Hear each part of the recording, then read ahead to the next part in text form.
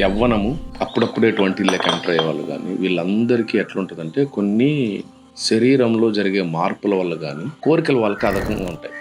ఆ కోరికలపైనే వాళ్లకు దృష్టి ఉన్నప్పుడు, దానిని కోరికలను తీర్చుకోవాలనుకునేదే ఉన్నప్పుడు చాలామంది చేసే రాంగ్ స్టెప్ ఏమంటే ఈ లవ్ లైఫ్ ఎక్స్టెండ్గా తీసుకొని పోయి విపరీతంగా ఊహించుకొని రెబల్ అయిపోయి మేమేదో పెళ్లి చేసేసుకుంటాం, మేమంతా ఇది చేసుకోవచ్చు, బ్రహ్మాండంగా ఉంటుంది, ఇట్లే ఉంటుంది అనుకోని చెప్పేసి భవిష్యత్తు పైన ఎలాంటి అవగాహన అనేదే లేకపోకుండా ఒక రాంగ్ స్టెప్ తీసుకుంటారు. చాలా మంది యూత్ చేస్తాండి మిస్టేక్ ఇది. ఒక కమిట్మెంట్కి వెళ్ళిపోతారు, ఒక అండర్స్టాండింగ్ ఉండదు. ఆ కమిట్మెంట్ కూడా వాళ్ళు ఎమోషనల్ అయిపోయి ఏమంటే మేము చేసుకోవాలా, లేకపోతే ఇట్లే ఉండాలా అని చెప్పేసి తీసుకున్న ఎక్స్ట్రీమ్ డిసిషన్స్ తీసుకోవడం. మళ్ళీ చేసుకుంటే పెళ్లి చేసుకుంటాం, మమ్మల్ని ఎవరు అంగీకరించలేదంటే మేము చచ్చిపోతాం. నీకు జీవితం వాల్యూ ఏం తెలుస్తుంది ఆడ?